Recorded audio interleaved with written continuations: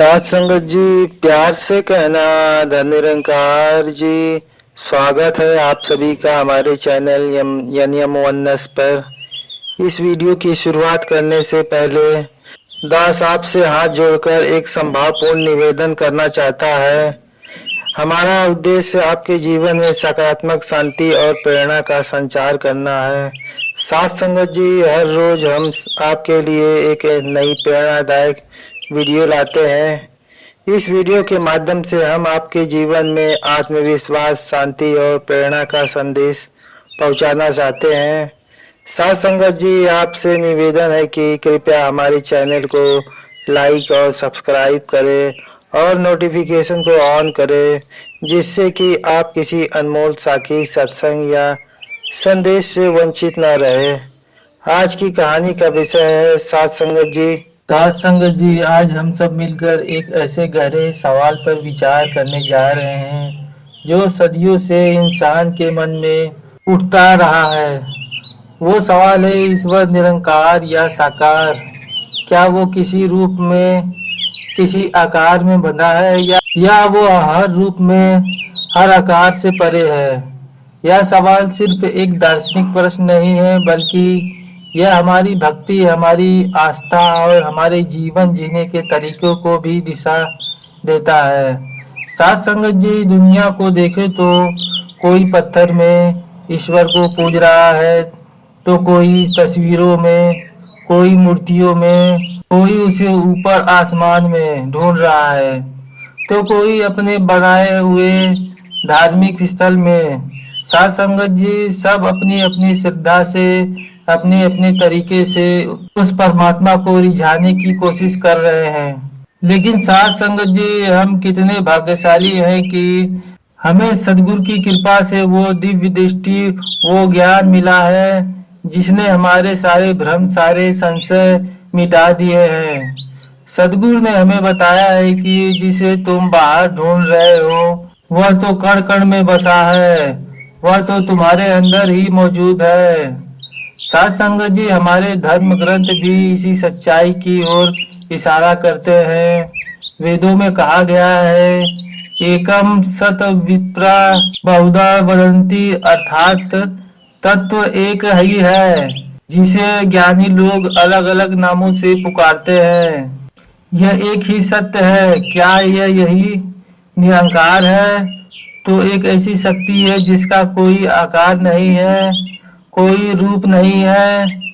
सोचकर देखिए साथ संगत जी, अगर परमात्मा किसी एक रूप में होता है, मान लीजिए किसी एक विशेष मूर्ति या तस्वीर में हो, तो क्या वो सर्वव्यापक हो सकता है?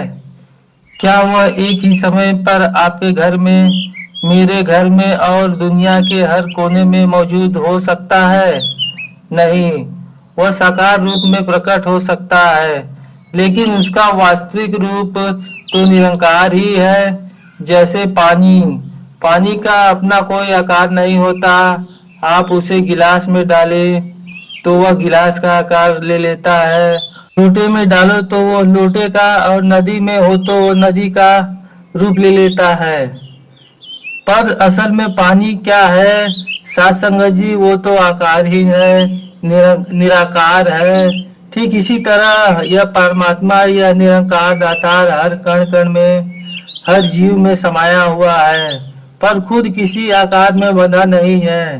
भक्त शिरोमणि कबीर साहिब जी ने भी इतनी सुंदर बात कही है, लाली मेरे लाल की जिद देखूं तितलाल, लाली देखन में गई मैं ही हो गई लाल।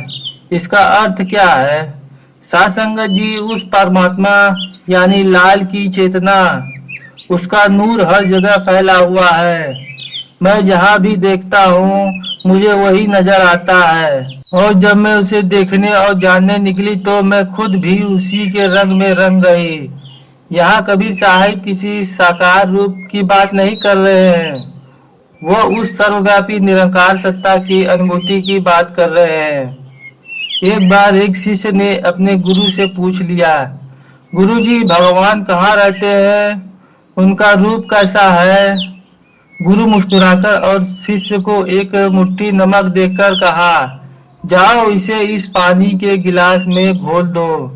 शिष्य ने वैसा ही किया। गुरु ने पूछा, अब बताओ नमक कहाँ है? शिष्य ने गिलास में देखा और कहा, वो तो घुल गया, दिखाई नहीं दे रहा है। गुरु ने कहा, अच्छा इस पानी को चख कर देखो। शिष्य ने देखा तो पानी खरा रहा था। गुरु ने कहा, ऊपर से चखी, बीच में चखी, नीचे से चखी। शिष्य ने हर जगह से चखा और कहा, गुरु जी पानी तो हर जगह आ रहा है, नमक हर बूंद में समा गया है। तब गुरु ने समझाया, बेटा यही निराकार है, वह दिखाई नहीं देता पर सृष्टि के कण कण में ठीक वैसे ही समाया हुआ है जैसे नमक पानी की हर बूंद में। उसे आंखों से नहीं, ज्ञान की दिव्य दृष्टि से अनुभव किया जा सकता है। साथ संगत जी, यह दिव्य दृष्टि हमें हमारे सदगुरु ने दी है। उन्होंने हमें बतलाया कि यह तो निरंकार है, यही सबका आधार है। सारे साकार रूप इसी निरंकार से उत्पन्न होते हैं और अंत में इसी में विलीन हो जाते हैं। यह सृष्टि या चांद तारे, यह इंसान, यह सब उसी निरंकार का साकार रूप है, पर वह स्वयं इन सब से परे है। आज हमने इस यात्रा की बस शुरुआत की है। अब हम जानेंगे कि अगर ईश्वर निरंकार है तो फिर साकार रूप में संतों और गुरुओं का महत्व क्यों है और कैसे एक भक्त निरंकार की भक्ति करते हुए साकार जगत में अपना जीवन जीता है। अब यहाँ एक बहुत ही महत्वपूर्ण प्रश्न उठता है साथ संगत जी, अगर ईश्वर निरंकार ही है, इसे देखा नहीं जा सकता, छुआ नहीं जा सकता, तो फिर हम निरंकारी भक्त सदगुरु के साकार रूप को इतना सम्मान क्यों देते हैं? हम क्यों कहते हैं सदगुरु महाराज की जय हो? क्यों हम उनके साकार दर्शनों के लिए तरसते हैं? यह एक ऐसा सवाल है जो कई लोगों को भ्रमित कर सकता है, लेकिन साथ संगत जी इसका जवाब भी हमें सदगुरु की कृपा से ही मिलता है। कल्पना कीजिए, एक बहुत बड़ा कमरा है जो पूरी तरह से अंधेरे में डूबा हुआ है। उस कमरे में हवा तो है, लेकिन क्या आप उसे देख सकते हैं? नहीं, पर आप उसे महसूस कर सकते हैं। साथ संगत जी, कमरे में एक छोटा सा दिया जला दे तो क्या होगा? उस दिए की लौ आपको दिखाई देगी और उसकी रोशनी में आपको यह भी एहसास होगा कि हाँ, इस पूरे कमरे में हवा मौजूद है। साथ संगत जी, यह निरंकार परमात्मा उस हवा की तरह है जो हर जगह पर अदृश्य है और सदगुरु उसे जलते हुए दिए की तरह है। वह साकार रूप में हमारे सामने आते हैं ताकि हम उनके माध्यम से उस निरंकार प्रभु का एहसास कर सके।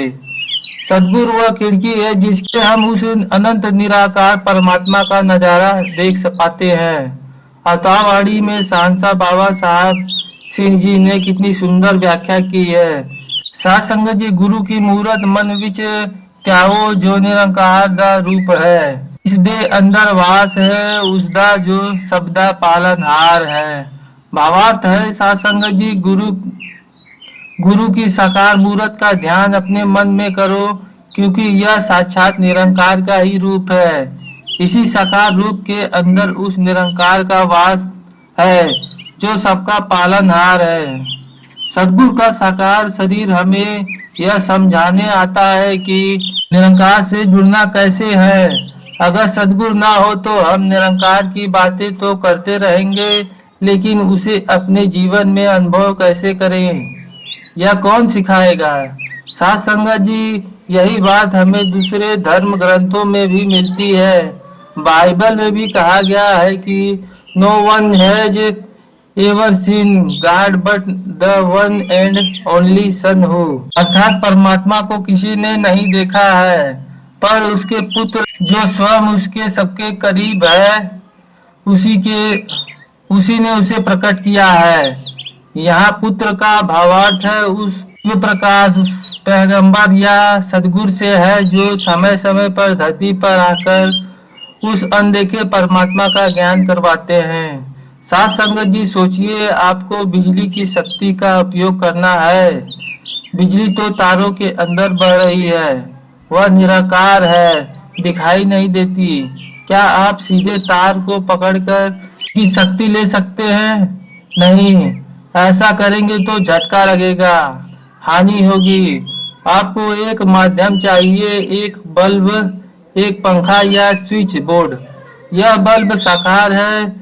जब आप स्विच ऑन करते हैं तो निरंकार बिजली इस बल्ब के माध्यम से प्रकाश के रूप में प्रकट हो जाती है।